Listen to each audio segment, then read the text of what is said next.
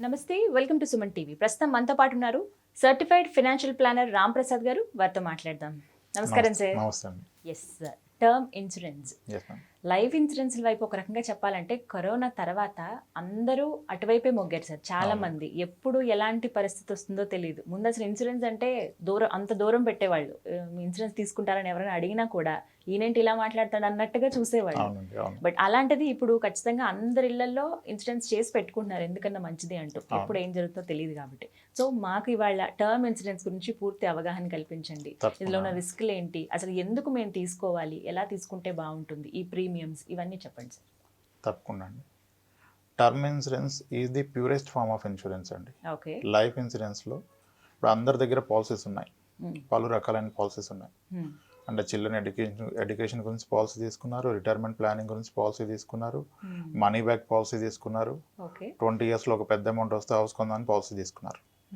కానీ ఇక్కడ అందరు మిస్ అవుతున్న పాయింట్ ఏంటంటే, ఇన్స్పైట్ టేకింగ్ మల్టిపుల్ పాలసీస్ అతనుకున్న రిస్క్ కవర్ ఎంత, అది కదా ఇంపార్టెంట్ పారామీటర్.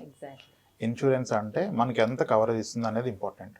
కానీ ఇక్కడ అందరు చేసే తప్పు ఏంటంటే, ఇన్సూరెన్స్ పాలసీ తీసుకున్నప్పుడు ఎంత కవరేజ్ అనేది గుర్తుపెట్టుకోరండి, మనకి మెచ్యూరిటీ ఎంత వస్తుందని గుర్తుపెట్టుకుంటారు. సైకలాజికల్గా మన మైండ్ ఎప్పుడు బిగ్గర్ ఫిగర్స్ని క్యాచ్ చేస్తుంది. ఇప్పుడు ఒక 3 పాలసీస్ ఉన్నాయనుకోండి, 3 different కంపెనీస్లో ఉన్నాయి.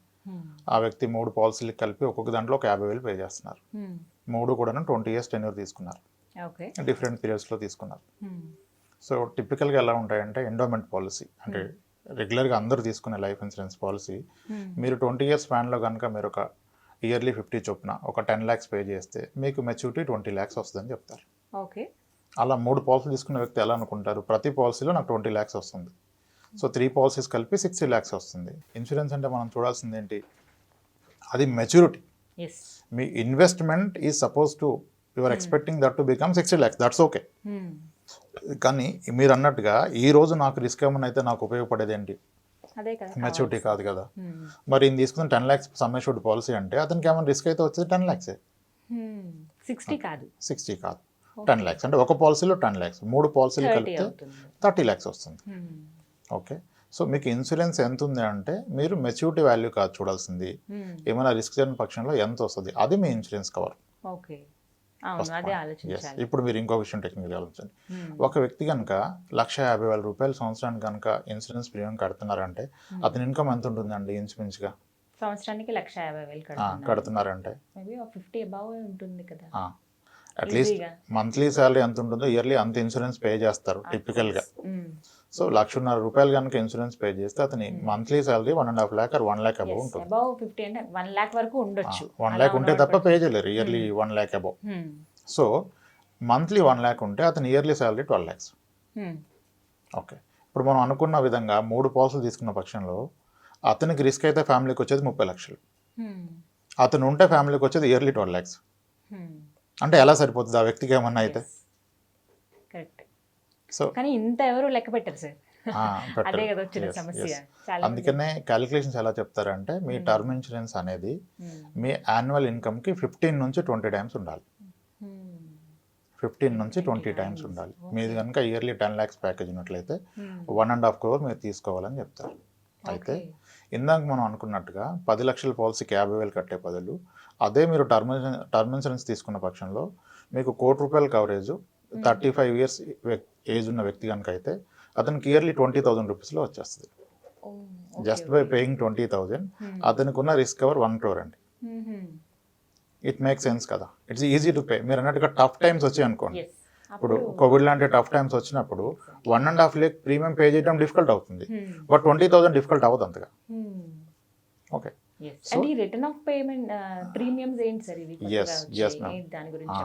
అది చాలా ఇంపార్టెంట్ టాపిక్ అండి.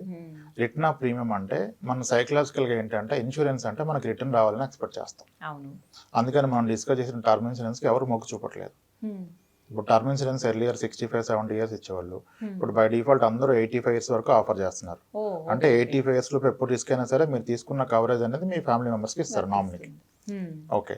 సో మరి 85 years వరకు నేను పే చేస్తాను ఇయర్లీ 20,000. ఇప్పుడు 35 years ఉన్న వ్యక్తి తీసుకున్నారు అనుకోండి, ఇయర్లీ 20,000 పే చేస్తున్నారు. టిల్ 85 అంటే అనదర్ 50 years పే చేస్తారు. 50 years into 20,000 10 lakhs పే చేస్తాను నేను. నేను 10 lakhs పే చేస్తే నాకేమీ రాదంటే డబ్బులు వేస్ట్ అయిపోతున్నాయి కదా, అందుకని ఎవరు తీసుకోవట్లేదు. ఓకే, సో అప్పుడు ఇన్సూరెన్స్ వాళ్ళు ఏం చేశారంటే ఇలా ఎవరు తీసుకోవట్లేదు అని చెప్పి, ఇలా కాదు సార్ మీకు ఏమీ అవని పక్షంలో మీరు కట్టిన ప్రీమియం అంతా మీకు వెనక్కి ఇచ్చేస్తాం. రిటర్న్ ప్రీమియం 85 years వరకు రిస్క్ అయితే ఎలాగో 1 crore వస్తుంది. రిస్క్ అవ్వని పక్షంలో మీరు ఎంటైర్ కట్టిన ప్రీమియం వెనక్కి ఇస్తా అని చెప్తున్నారు. 85 years వరకు మీరు ఆ వ్యక్తి ఉంటే కదా, వ్యక్తికి ఏమైనా అయితే అలాగే 1 crore వస్తుంది. వ్యక్తికి ఏమీ అవని పక్షంలో కట్టిన డబ్బులన్నీ వేస్ట్గా వెళ్ళిపోతున్నాయని బాధపడుతున్నారు కదా, దాన్ని అడ్రస్ చేయడం కొరకు రిటర్న్ ప్రీమియం ఒక ఆప్షన్ పెట్టారు. దాన్ని ఇంకా క్లవర్గా జీరో కాస్ట్ టర్మ్ ఇన్సూరెన్స్ అంటున్నారు. జీరో కాస్ట్, నో కాస్ట్, మీరు కట్టిందంతా వెనక్కి వస్తాను. కానీ మీరు అన్నారు కదా ఇది ఒక మంచి ఆప్షన్ అని, నిజానికి ఇది మంచి ఆప్షన్ కాదు. ఎందుకనంటే ఇప్పుడు 35 years ఉన్న వ్యక్తి రెగ్యులర్గా ఒక పాలసీ వితౌట్ రిటర్న్ ప్రీమియం తీసుకుంటే అతను కట్టే ప్రీమియం 20,000 అండి. అంటే company to company somewhere between 18,500 నుంచి 22,000 మధ్యలో ఉంటుంది. కానీ అదే వ్యక్తి దాన్ని రిటర్న్ ప్రీమియంలో కన్వర్ట్ చేసుకుంటే ఇన్స్టెడ్ ఆఫ్ 20,000 బదులుగా అతను కట్టవలసిన ప్రీమియం 32,000 అవుతుంది.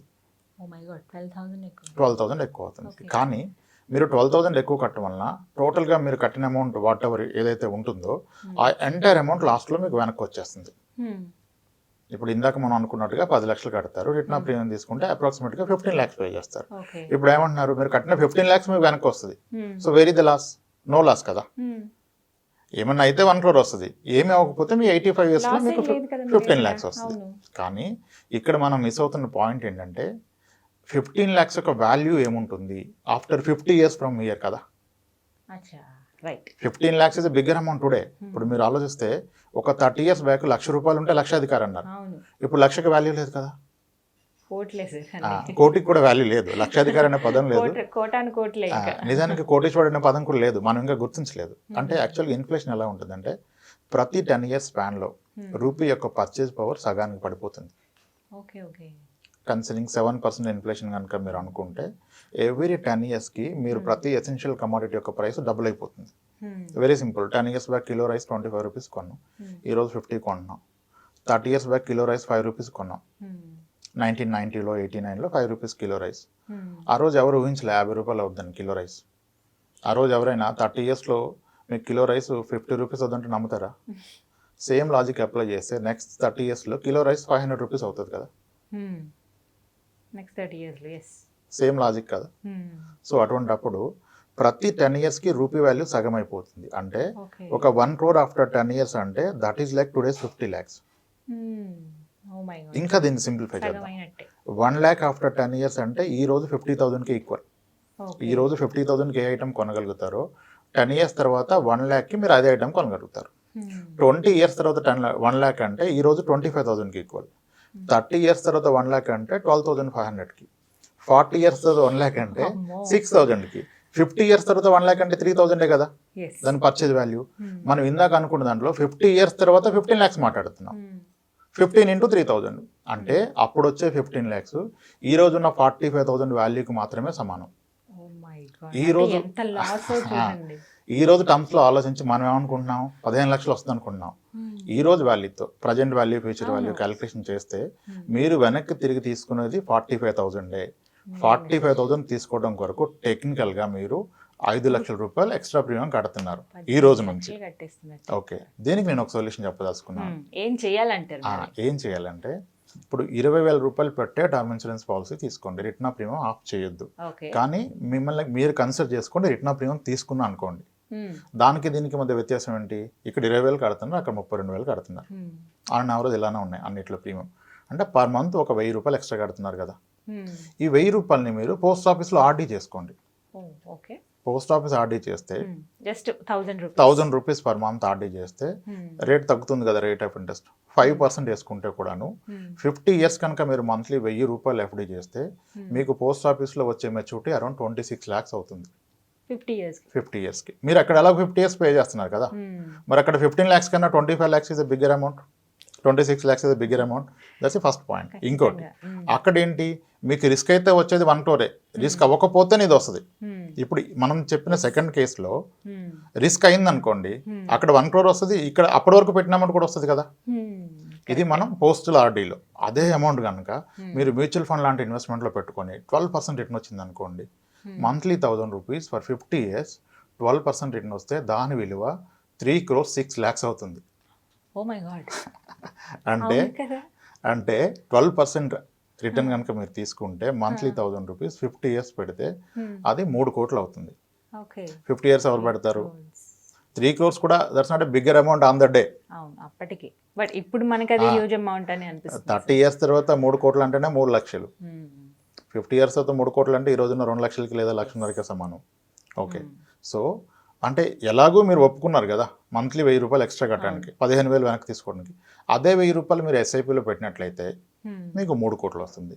లేదు దాన్ని ఆర్డీలో పెట్టినా, రికరింగ్ డిపాజిట్ సేవింగ్స్ అకౌంట్లో పెట్టినా అట్లీస్ట్ 25 lakhs వస్తుంది. సో అప్పుడు ఇది క్లవర్ కదండి, దానికంటే వైజ్ డెసిషన్ కదా. చాలా మంచి అవగాహన కల్పించారు. చాలా చాలా విషయాలు కూడా తెలిసాయి మాకు.